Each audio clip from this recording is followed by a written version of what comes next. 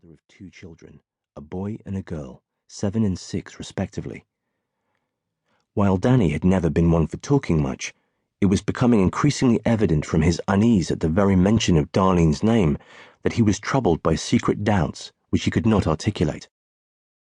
The marriage, Ricketts suspected, was on the rocks, and Danny didn't want to even think about it. No such problem, however, with the big black Sergeant Andrew Winston, formerly of Barbados, who was sitting beside Danny, looking twice his size and crafting poetry in his notebook, as he usually did to pass the time.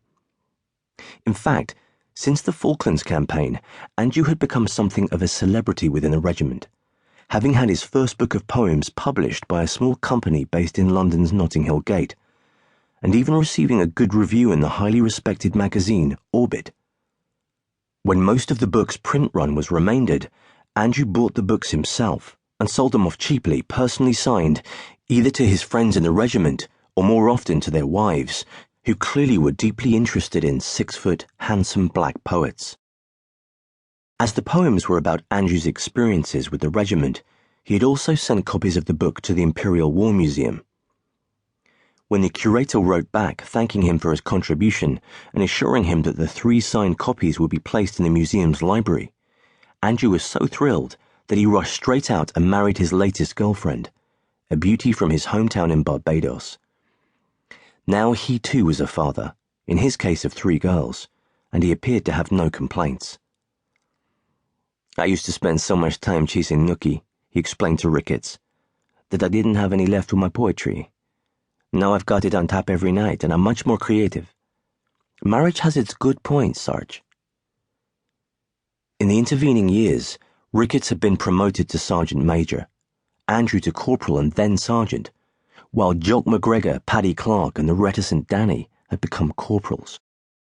Geordie Butler and Taff Burgess, however, although experienced soldiers, had repeatedly been denied promotion because of their many drunken misdemeanors. Also because, as Ricketts suspected, they simply didn't want responsibility and preferred being troopers.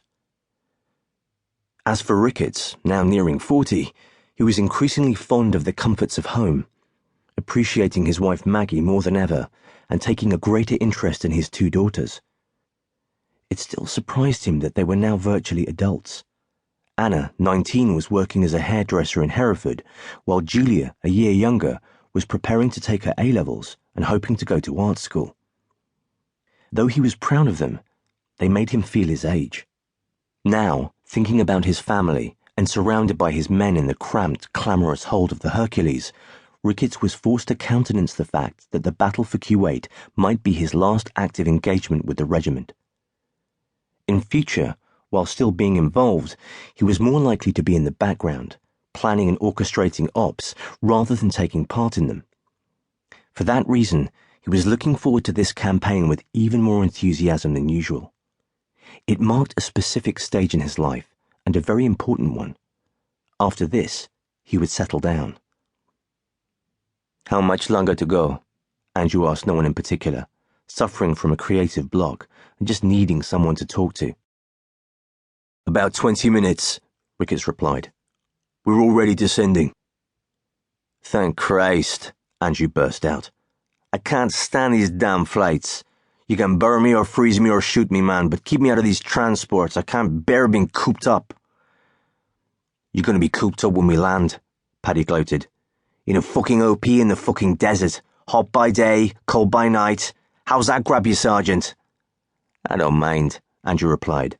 "I'm a man who likes his privacy. Just stick me in a hole in the ground and let me live with myself.